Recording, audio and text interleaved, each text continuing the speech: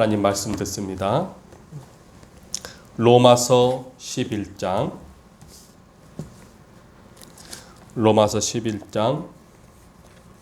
4절에서부터 5절까지 말씀을 함께 나누도록 하겠습니다. 로마서 11장 4절에서부터 5절까지 말씀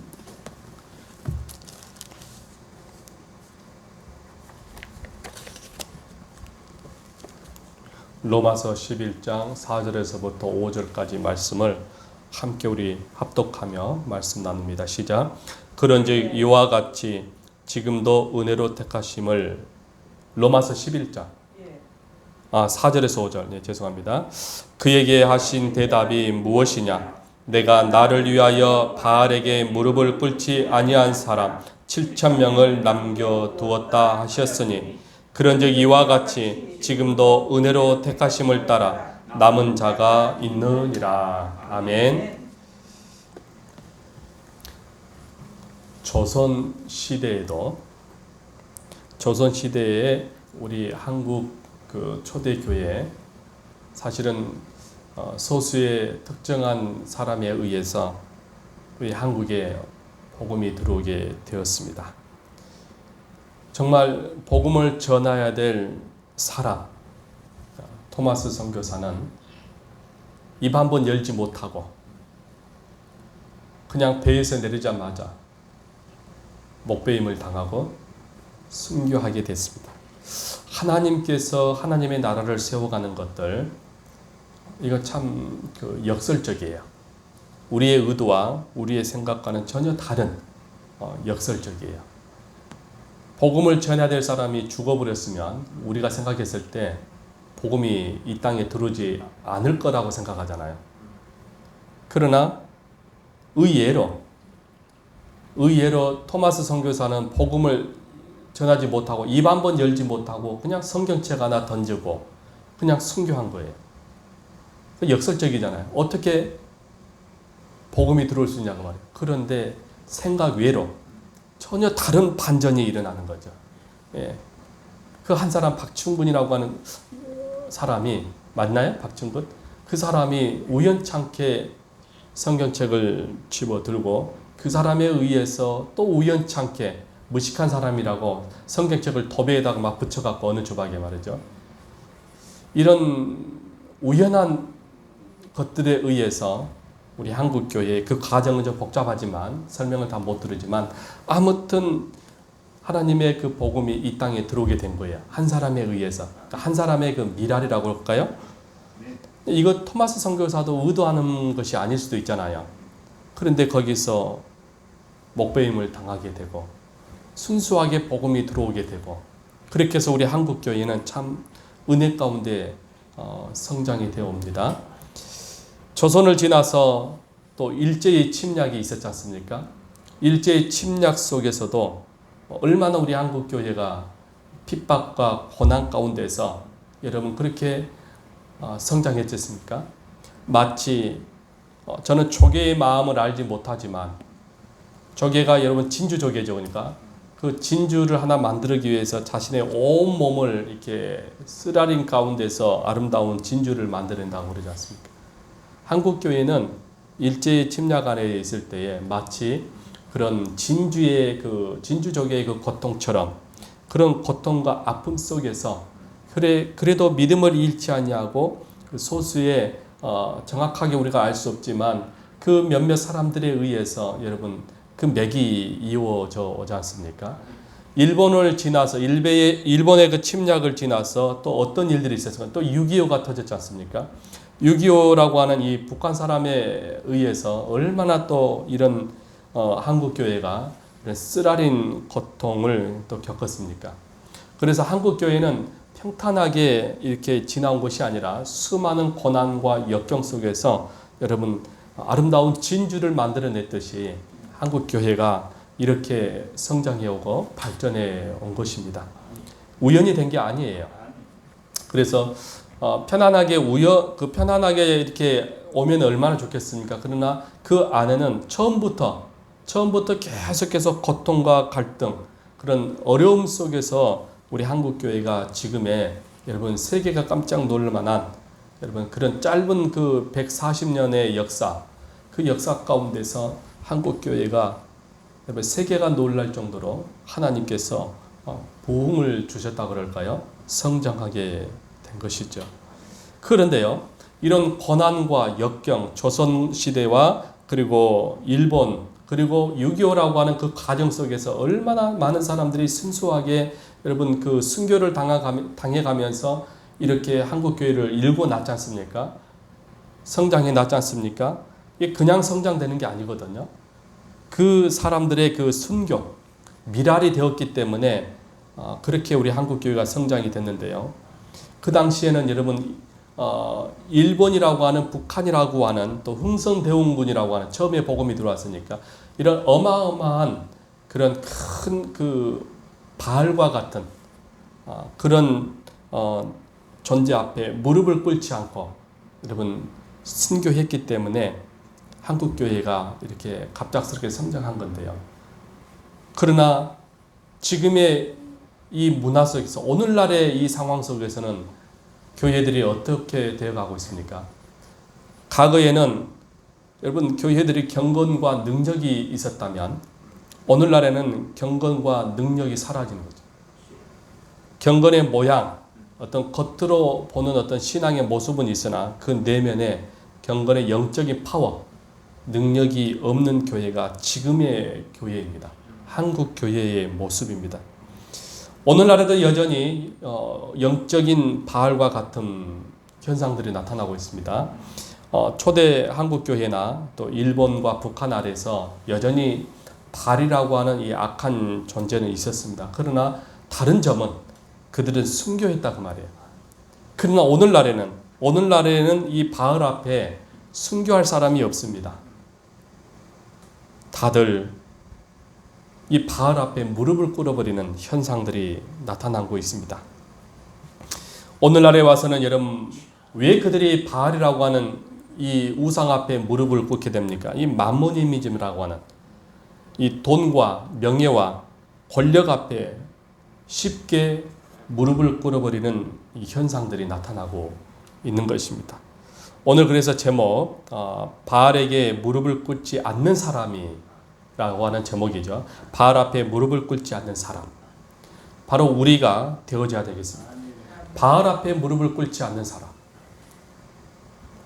바울은 오늘 로마 교회 성도들에게 보낸 서신에서 유대인들에게 뿐만 아니라 이방인 사람들에게도 구원이 있다라고 말하면서 이 구약의 열왕기상 18장과 19장의 사건을 소개하고 있습니다.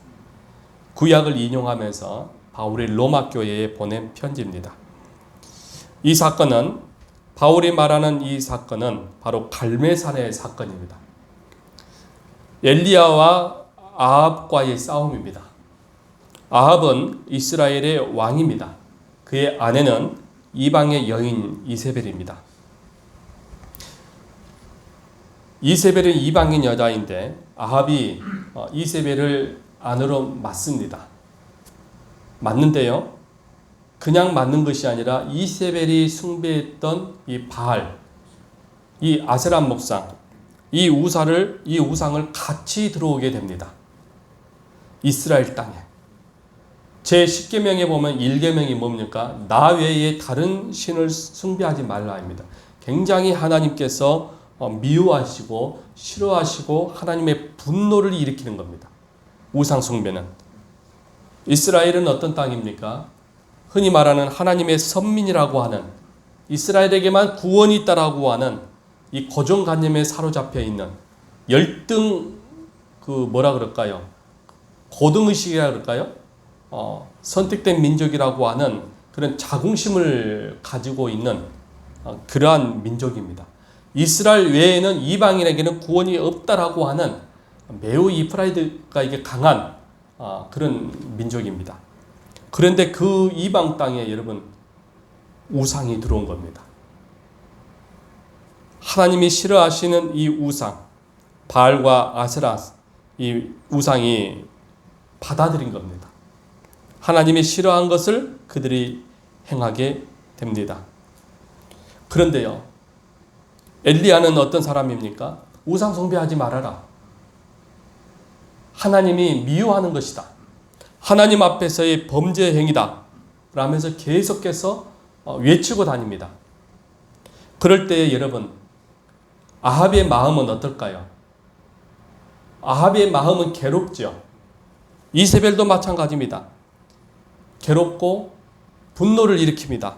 엘리야를 통하여서 엘리야가 자꾸만 아합 왕과 이세벨에 대해서 나쁘게 얘기하니까 그들이 기분이 좋을 리가 없죠.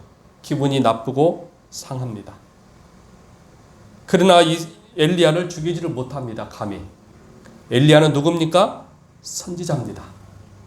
그러니 이스라엘이 선지자를 죽이지는 못하는 겁니다. 그래서 자꾸만 이 아합과 이세벨은 엘리야에 대한 미움은 쌓여가지만 방법이 없는 것입니다. 많은 사람들이, 많은 다수의 이스라엘이 여러분 엘리야 선지자의 말을 듣지 아니하고 아합 왕 그리고 이세벨의 말에 의해서 우상을 숭배하게 됩니다. 많은 다수의 사람들. 그리고 엘리야를 제외한 다수의 선지자들, 정확하게 숫자는 성경에 나와 있지 않지만 엘리야의 말에 의하면 하나님, 나만 살고 많은 선지자들이 죽었습니다 라고 하는 엘리야의 말을 보면서 아마 많은 선지자들이 엘리야와 함께 같은 소리를 냈던 가운데 아마 죽었지 않았나 싶습니다. 그럼에도 불구하고 엘리야는 인간 엘리야, 누구든지 다 사람은 두려움이 있습니다. 동물들도, 하찮은 동물들도 두려움을 느끼는데 이성과 지성을 가지고 있는 사람은 여러분 두려움이 없겠습니까? 그럼에도 불구하고 끝까지 엘리야는 살아서 우상은 범죄 행위다. 하나님 앞에 외쳤지만 다수의 이스라엘이 엘리야의 말을 듣지 아니하고 우상을 쫓아 우상을 숭배해 버립니다. 왜 그랬을까요? 하나님보다 아합 왕을 두려워하는 거죠. 하나님보다 이세벨을 두려워하는 거예요. 살기 위해서 어쩔 수 없이 하나님을 배신합니다. 요한계시록의 말처럼 배도가 일어나는 거죠. 그러나 엘리야는 끝까지 살아서 외칩니다. 그러니 아합과 이세벨이 얼마나 이 엘리야를 죽이고 싶은, 엘리야에 대한 미움이 얼마나 여러분 가득하겠습니까? 틈만 나면 외치고 다니니 이스라엘 백성들에게 아무리 외쳐도 이스라엘이 돌아오지 않는 거예요. 아합이 두려워서입니다. 그러나 일부에는 속마음에서는 그래, 맞아, 엘리야의 저 말이 맞아, 하나님은 우상을 싫어하고 미워하지 라고 하는 내면의 그 고백은 있지만 드러내지를 못하는 것이죠. 바로 두려움 때문에 그렇습니다. 많은 선지자들이 죽었기 때문에 자기들도 죽을 수 있다라고 하는 이 평민들이죠. 얼마나 여러분 두려움이 그들에게 있겠습니까? 그래서 말을 못하고 그렇게 살아가고 있습니다.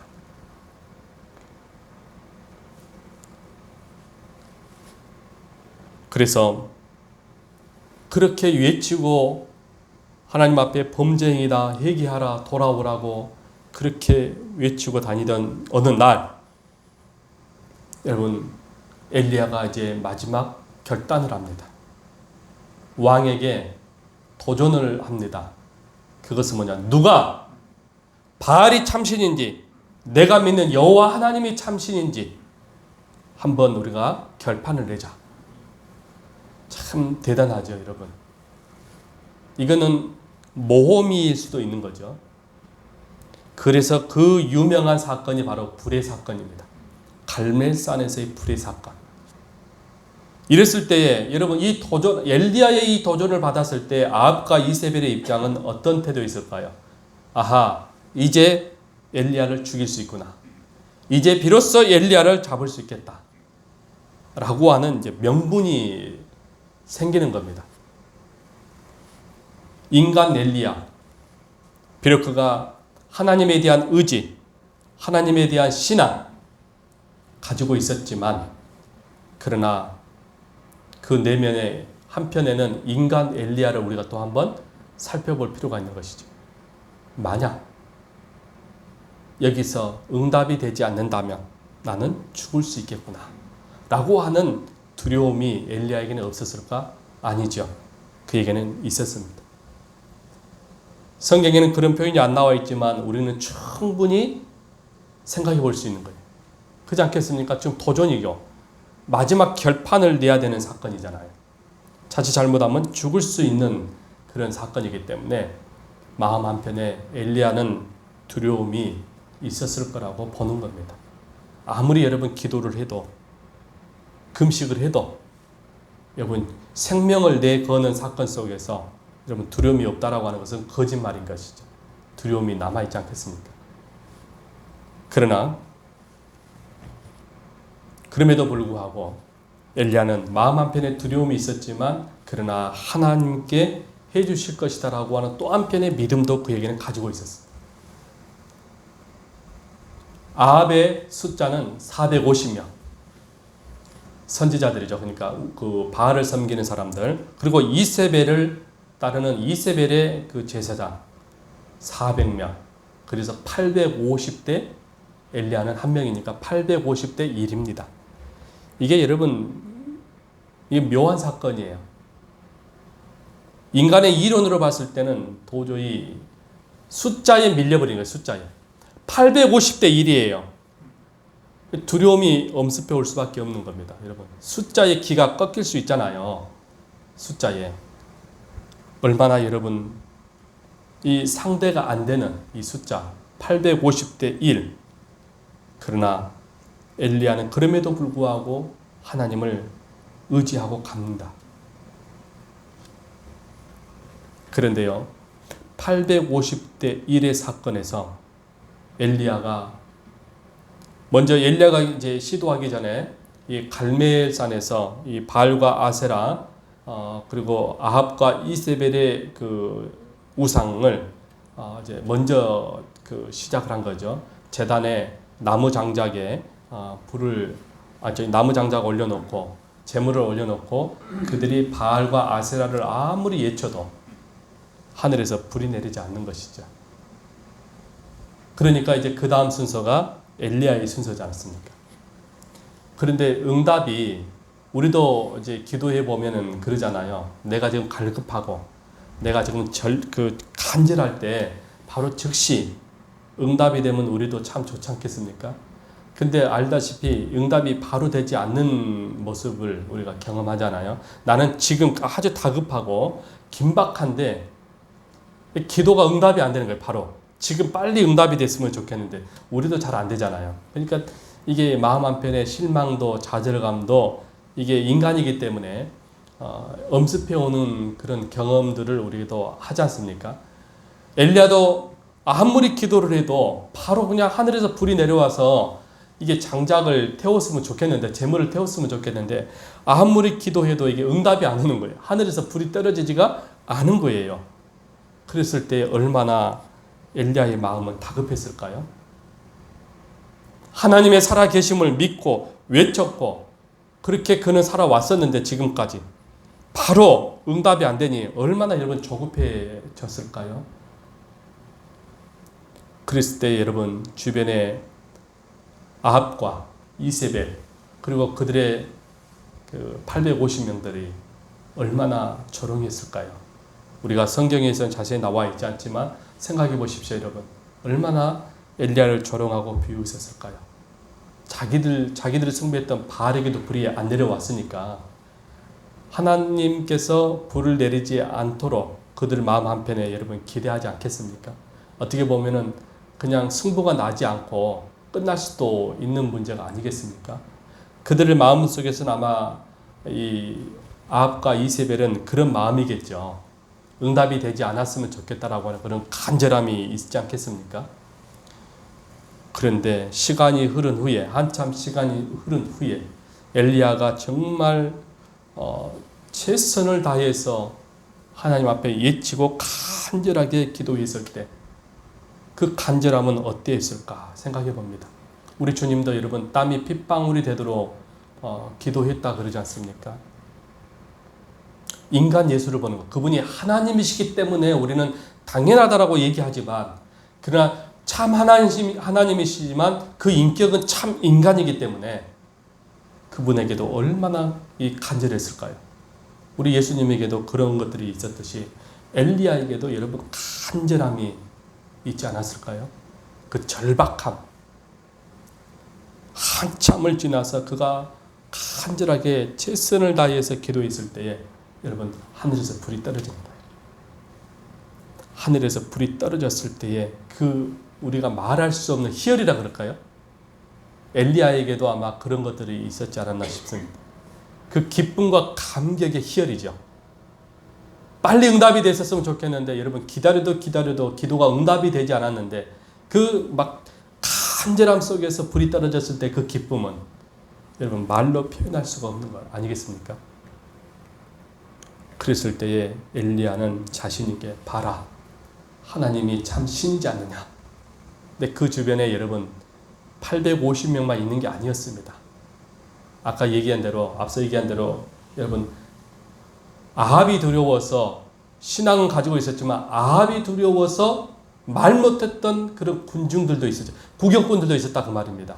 이 사건을 구경하기 위해서 몰려든 사람도 있었다 그 말이에요. 왜 그걸 알 수 있냐 그러면 그 다음의 내용이에요. 하늘에서 불이 떨어지자 하나님은 살아 계시다 라고 하면서 엘리야가 사람들에게 말하잖아요. 거짓 선지자들, 하나님을 비방하고 조롱했던, 하나님이 없다라고 비웃었던 저 바알과 아세라의 선지자들, 제사장들을 뭐라고 얘기하니까 다 죽이라. 살려놓지 말고 다 죽이라 라고 선지자가 명령하잖아 엘리야가. 그랬을 때에 여러분 그 군중, 그들이 뭐 이스라엘 군대인지 아닌지는 모르겠습니다만 일반 평민인지는 모르겠습니다. 결국은 다 죽이잖아요. 바알의 그 군사들을 다 죽이지 않습니까? 제사장들을. 그게 우리가 열왕기상 18장과 19장의 내용이 다 나와 있는 사건입니다. 바울은 이 내용을 지금 오늘 로마 교회 성도들에게 지금 편지한 겁니다. 바알에게 무릎을 꿇지 않는 사람들이 있었다. 이 사건을 인용하면서 로마 교회 성도들에게 무엇을 지금 말하고자 하는 것입니까? 바로 이방인에게도 구원이 있다. 하나님의 은혜는 멈추지 않냐고 지금도 흐르고 있다. 하나님은 살아 계십니다. 라고 하는 그런 그 영적인 교훈을 주고자 하는 것입니다. 오늘 이 말씀을 비유해서 하나님은 지금도 살아계시고 그 은혜는 넘치고 있다라는 겁니다. 오늘 본문 말씀에서 하신 은혜는 바알에게 무릎을 꿇지 않는 믿음의 사람들을 뜻합니다. 하나님의 은혜는 영적으로 바알은 세상의 문화와 쾌락과 하나님의 법을 버리고 자유롭게 살아가는 사람들을 뜻합니다. 다수의 수많은 사람들이 거짓 선지자들에게 여러분 뇌물로 매수되어지고 또는 거기에 협박에 넘어갑니다. 두려움 때문에 하나님을 버립니다. 오늘날에도 여러분 배교는 일어나고 있습니다. 오늘날에도 여러분 그런 바알 앞에 무릎을 꿇는 수많은 사람들이 여러분 결국은 흔들리고 넘어가고 하나님을 버리는 사람들 많습니다. 어떤 사람들은 삶이 지루하고 삶의 특별한 변화가 없음으로 인해서 자유롭게 쾌락을 쫓아가는 사람들이 있습니다. 그러나 하나님의 뜻을 따르고자 했던 사람들은 모두 죽고 말았습니다. 구약의 선지자들 말이죠. 그 사건을 어떻게 알 수 있냐 그러면 엘리야가 여러분 850명을 죽이게 되자 이세벨과 아합이 분노합니다. 그래서 군사를 보내어 엘리야를 죽이려고 합니다. 그랬을 때 엘리야가 도망을 칩니다. 엘리야가 도망자의 삶을 삽니다. 그 도망자의 삶이 얼마나 힘들고 사람을 지치게 하는지요. 그래서 결국은 도망치다가 로덴나무 아래서 여러분 그가 쉬는 것을 보게 됩니다. 로덴나무 아래서 그가 쉬면서 이런 고백을 합니다. 하나님, 홀로 나만 남아서 이런 힘든 사명을 감당하도록 하십니까? 이런 고백을 합니다. 하나님, 다 죽고 저만 살았습니다. 로뎀나무 아래서 한탄이라 그럴까요? 도망자의 삶이 얼마나 힘들었으면 여러분 그런 고백을 합니다. 하나님, 나만 남았습니다. 다 죽고 차라리 하나님 내가 죽는 것이 낫겠습니다. 그러면서 그가 로뎀나무 아래서 잠을 잡니다. 그 배경은 여러분들이 이제 집에 가서 성경을 보면은 자세하게 나와 있습니다. 하나님께서 천사를 보내어서 여러분 그에게 힘을 주시고 위로를 주는 사건이 나오게 되는데요. 그런데요, 오늘 이 제목처럼 하나님께서 그에게 위로를 줍니다. 바알에게 무릎을 꿇지 않냐는 몇 명입니까? 7,000명의 사람들이 살아있다. 그렇게 하나님께서 엘리야에게 위로의 메시지를 줍니다. 너만 죽은 것이 아니다. 너만 남은 것이 아니다. 아직 바알에게 무릎을 꿇지 않는 나의 택한 백성들이 있다. 그 숫자는 7,000명이다. 이렇게 하나님께서 가르쳐 줍니다. 그랬을 때 여러분 영적으로 우리가 이해가 됩니다. 영적으로 하나님의 일을 하는데 혼자 하는 것보다는 둘이 낫고 2명보다는 5이 낫지 않겠습니까? 같은 마인드와 같은 꿈과 같은 목표를 가진 사람이 있다면 탄력을 받는 것이죠. 혼자서는 참 애롭고 힘이 드는 것이죠. 엘리야가 바로 그런 심정이었습니다. 지칩니다. 하나님. 이제 지칩니다. 그러니 차라리 내 생명 거둬가 주게 해주십시오. 엘리야가 그런 기도를 한 거예요. 그랬을 때 야 걱정하지 마라. 다 죽은 너 혼자만 있는 것이 아니다. 너와 같은 꿈과 너와 같은 목표와 너와 같은 생각을 가지고 있는 바알에게 무릎을 꿇지 않는 7,000명이 살아있다. 여러분 얼마나 힘이 되고 위로가 됩니까?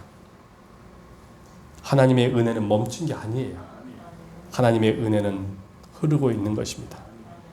기독교의 핍박 가운데서도 하나님께서는 이런 숭배하지 않는 6.25에서 공산당에게 무릎 꿇지 아니하고 일본의 침략 속에서도 무릎을 꿇지 않고 협박 속에서도 무릎을 꿇지 않는 사람, 그런 사람들이 남았기 때문에 우리 한국교회가 여러분 지금까지 그 맥을 이어온 겁니다. 오늘날에도 여러분 이런 영적인 숫자, 근데 이 7이라고 하는 숫자는 완전수인데 참 의미가 있죠. 이 7이 완전수입니다. 이게 무한수거든요. 우리는 모르는데 이 말은 뭡니까?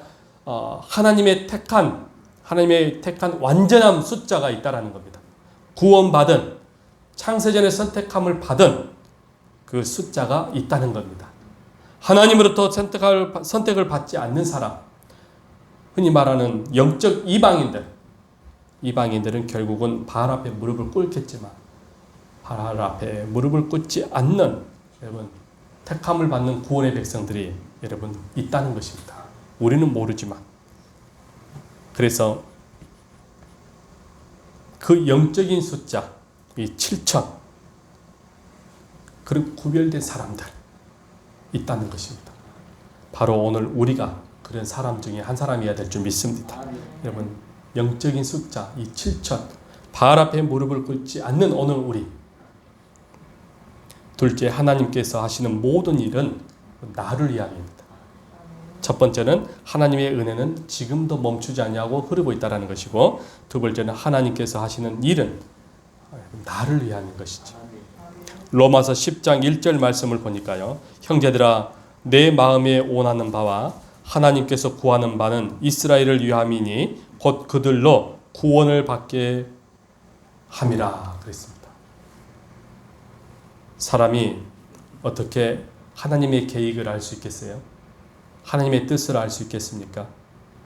그러나 나에게 지금 고난과 시련과 아픔을 겪게 되는 모든 상황들이 내게는 힘들고 괴로운 것들이지만 지나고 보면 이것이 우리에게는 더욱더 믿음이, 그 신앙이 성숙되어지고 발전되어져 있는 것을 보게 됩니다. 엘리야에게는 여러분 이 사건을 통해서 무릎을 꿇지 않는 7,000이라고 하는 하나님께서 그래도 남겨놓았구나. 하나님께서 그래도 그 택한 백성들을 구원시키고 보호하시고 이끌어가고 있는 거구나. 나만 있는 게 아니구나. 라고 하는 여러분 그 위로의 메시지를 듣고 그가 포기하지 않고 여러분 끝까지 사명을 감당합니다. 위로가 되어지고 힘이 되는 것이죠, 여러분. 오늘날에도 우리는 그 고난을 통해서 뒤돌아보면 우리의 믿음이 성숙되어져 있는 것을 보게 됩니다. 엘리야의 상황이 바로 이런 상황이에요. 엘리야 자신을 성숙하게 만드는 것입니다. 그 신앙이 더 단단해지고 더 굳건해지는 것입니다. 엘리야에게 가졌던 그 고통, 엘리야가 겪었던 그 고난, 그 힘듦은 결국은 엘리야로 하여금 더 큰 그 위로와 기쁨이 된 것입니다. 그래서 결코 여러분 고난을 우리가 피할 수는 없지만 그러나 그 고난을 통해서 하나님은 우리에게 더 큰 것을 주기 위함입니다. 하나님은 우리에게 실망을 주지 않습니다. 단지 우리가 조급하고 또 우리가 너무 급하다 보면 그 하나님의 은혜를 잊어버릴 때가 많아서이지 우리 때문이지 하나님은 처음부터 끝까지 그대로이십니다. 우리를 향하신 그 계획과 뜻과 여러분 하나님의 그 사랑은 처음부터 지금까지 그대로 변하지 않고 있습니다. 우리가 갈 때처럼 여러분 이렇게 흔들리는 것이지 하나님은 변함이 없으시는 것이죠. 세 번째는 여러분 하나님은 그의 자녀를 버리지 않는다는 것입니다. 바울은 엘리야의 고통, 엘리야의 이 사건, 바알에게 무릎을 꿇지 않는 사람, 이 사건을 통해서 로마 교회에 보낸 편지에서 이런 얘기를 합니다. 지금 너희들이 겪고 있는 상황도 똑같다. 지금 너희들이 겪고 있는 상황, 로마가 기독교를 얼마나 핍박하고 여러분 힘들겠습니까? 그러나 지금 엘리야가 겪는 아합과 이세벨이 엘리야를 괴롭게 만들고 여러분 죽이려고 하고 도망자의 삶 속에서 그렇게 그가 괴롭혔던 것처럼 힘들었던 것처럼 지금 로마 교회 너희의 상황도 이와 같다라는 거예요. 다른 것이 아니라 이와 같다. 그런데 알고 있다라는 것입니다. 그래서 그럼에도 불구하고 850대 1이라고 하는 엄청난 이런 그 두려움 속에서도 엘리야가 끝까지 포기하지 아니하고 하나님 앞에 기도함으로 말미암아서 그에게 응답이 되었던 것처럼 지금 로마가 너희를 박해하고 핍박한다 할지라도 두려워하지 말아라. 불의 응답, 불의 제단에서 나타나신 그 하나님이 너희의 하나님이시다. 라면서 로마 교회에게 보낸 편지입니다. 어떤 이는 로마의 그 박해 속에서 또 로마의 이 그 협박과 그 상황 속에서 무릎을 꿇는 사람도 있었다는 것이죠. 로마가 여러분 얼마나 기독교를 핍박했는지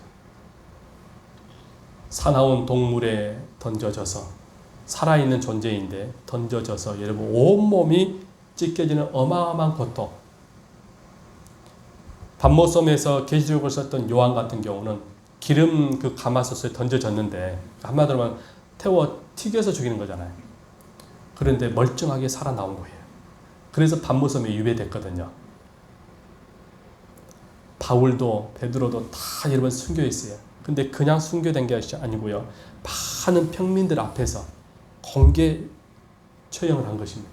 그랬을 때에 기독교인들은 얼마나 두려웠을까요? 살아있는 멀쩡한 상태 속에서 여러분 고통스럽게 죽어가는 비명소리를 지르가면서 죽어가는 그 모습 속에서 생각해보세요. 어느 누가 나는 예수 믿는 사람라고 고백할 수 있겠냐고요. 다 숨을 수밖에 없고 도망갈 수밖에 없는 상황이에요.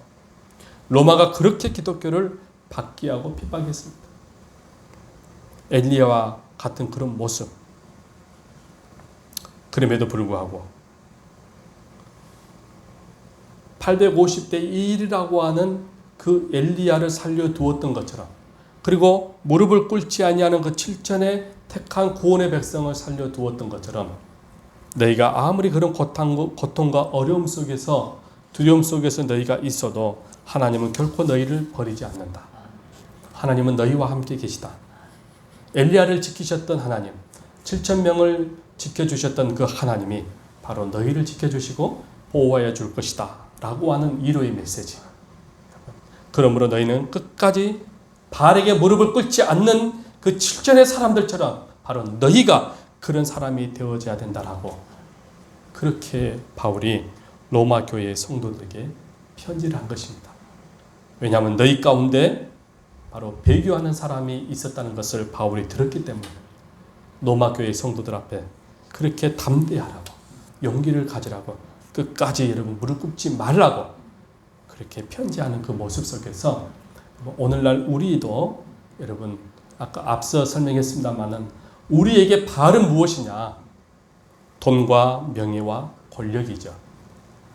우리를 흔들게 만들고 우리를 괴롭게 만들고 우리에게 여러분 위협을 주는 가하는 그것들이 무엇이냐는 것이죠. 그래서 수많은 사람들이 여러분 이 바알 앞에 무릎을 꿇지 않습니까? 우리도 여러분 그런 두려움 속에 살아가고 있고 그런 갈등과 고통 속에서 우리가 살아가고 있는 것이죠. 그럼에도 불구하고 오늘 우리는 끝까지 여러분 무릎을 꿇지 말아야 합니다. 끝까지 우리는 담대해야 되고 신앙의 그 흔들림이 갈대처럼 없어야 하고 끝까지 우리의 신앙을 순결을 믿음을 지킬 수 있는 저와 여러분들 되어줄 수 있기를 바랍니다. 기도하겠습니다.